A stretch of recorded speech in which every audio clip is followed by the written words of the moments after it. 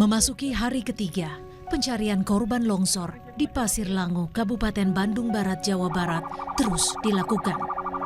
Keluarga dan kerabat korban tak hentinya datang ke lokasi untuk mengetahui kondisi kerabat mereka yang masih terjebak material longsor.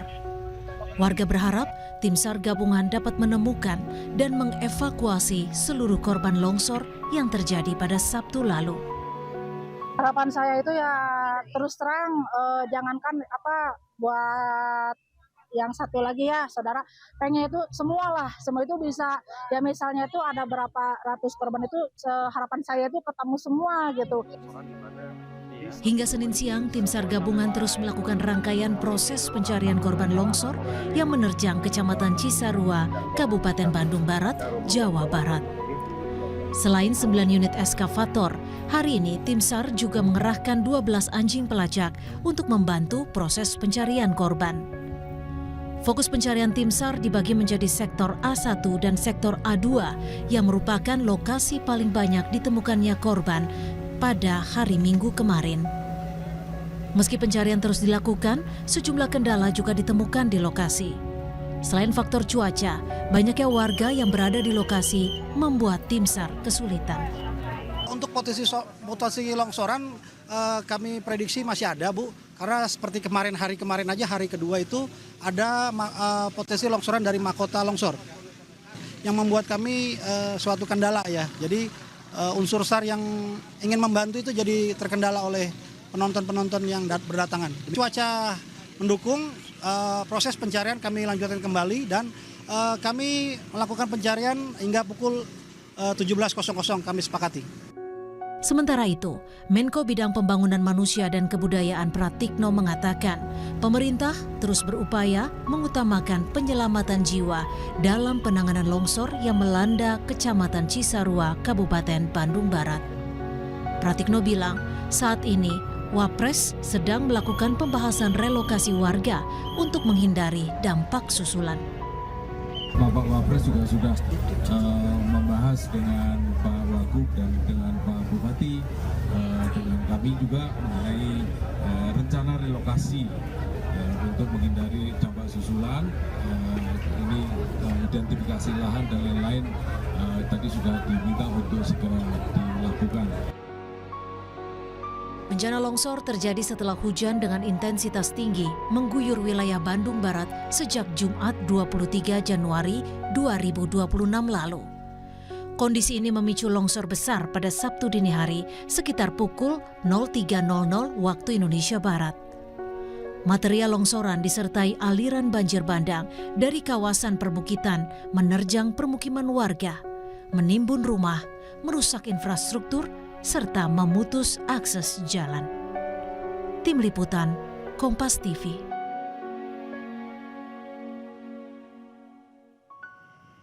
Pencarian korban longsor di Cisarua, Bandung Barat kembali dilakukan tim SAR gabungan. Selengkapnya soal pencarian korban longsor, kita bergabung dengan Kepala Kantor SAR Bandung. Sudah ada Ade Dian Permana. Selamat petang, Pak Kakansar. Hingga sore hari ini, apakah ada tambahan temuan korban, Pak Kakansar? Ya, baik, kami jelaskan. Jadi tadi dari hasil pencarian sampai dengan jam 13.00 itu masih tetap, artinya masih di 29 body pack.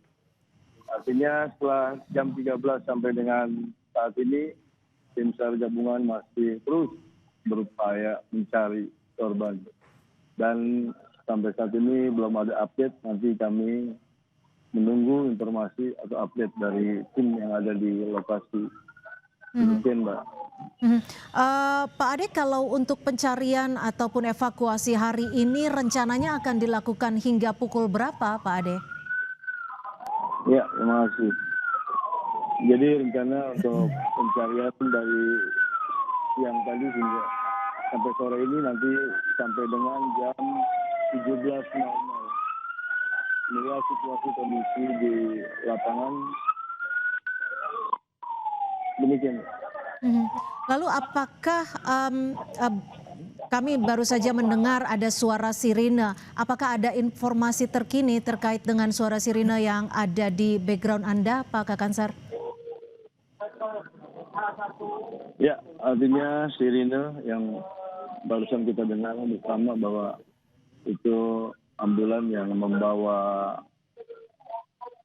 jenazah atau korban yang sampai saat ini masih dikonfirmasi digali informasinya terkait penemuan jenazah yang langsung oleh tim SAR gabungan dibawa ke tim DPI Polda Jabar yang ada di Puskesmas. Hari ini diinformasikan ada 4 kantong jenazah yang berhasil dievakuasi. Apakah keempat kantong jenazah ini saat ini sudah dibawa untuk dilakukan proses identifikasi ke rumah sakit? Ya, benar. Artinya di operasi SAR tadi pagi sampai dengan siang kami telah mengkonfirmasi ada 4 body bags yang ditemukan oleh tim SAR gabungan yang ada di sektor A, di workset A1 dan workset A2.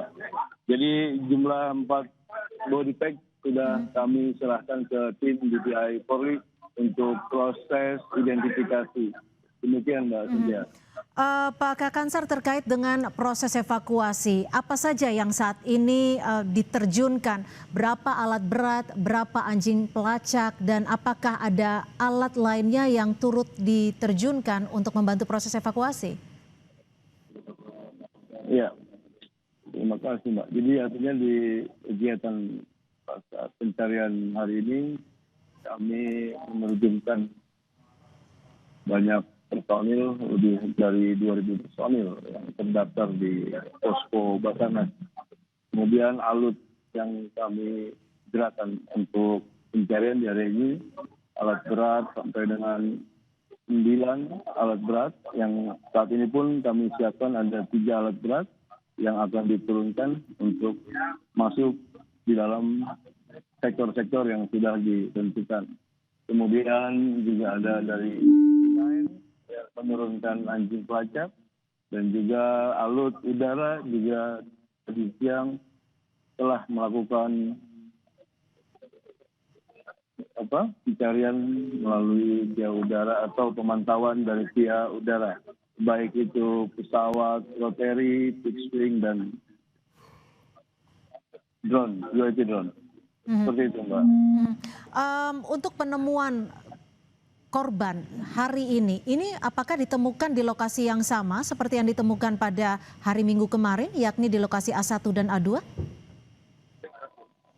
Ya, benar sekali. Artinya memang kami tim SAR gabungan berfokus kepada sektor tersebut karena memang informasi awal yang diberikan oleh warga atau kepala desa kepada kami tim SAR gabungan bahwa banyaknya warga atau pemukiman warga di area sektor A tersebut.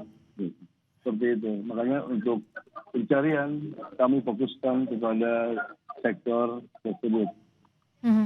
Di sektor A1 dan A2, kami juga ingin kembali mengkonfirmasi terkait dengan adanya korban yang berasal dari Marinir TNI Angkatan Laut. Hingga sore hari ini sudah ada berapa korban dari TNI AL yang berhasil dievakuasi, Pak Kakansar? Ya, baik Mbak. Jadi untuk kami Basarnas dalam hal ini sebagai leading sector di lapangan terhadap pencari gabungan dalam proses pencarian korban untuk identifikasi kami tidak memiliki kewenangan, artinya kami mencari, menemukan, kemudian kami serahkan kepada tim DPI dari Polda Jabar untuk melakukan proses. Jadi nanti dari teman-teman tim DPI yang akan merilis proses identifikasinya. Demikian Mbak.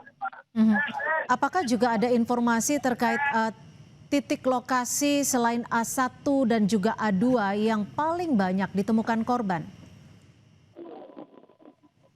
Ya, jadi setelah kami melakukan asesmen pastinya sebelum kami melaksanakan proses pencarian, kami melakukan asesmen via udara menggunakan UAV drone yang dimiliki oleh Basarnas. Jadi lokasi dari mahkota sampai dengan ke lidah longsoran, artinya sampai ke titik longsoran, kami memetakan sektor-sektor mana saja yang diduga atas laporan dari masyarakat bahwa di sini terdapat warga terdampak. Itulah yang menjadi fokus kami di dalam proses pencarian. Jadi ada penambahan sektor dari sektor A, sektor B, terus sampai ke sektor C. Seperti itu, Mbak. Baik, terima kasih Kakansar Bandung, Ade Dian Permana sudah memberikan informasi di Kompas Petang. Selamat bertugas kembali Pak Kakansar dan jaga keselamatan Anda dan teman-teman. Terima kasih. Siap, terima kasih Mbak Cynthia. Selamat sore.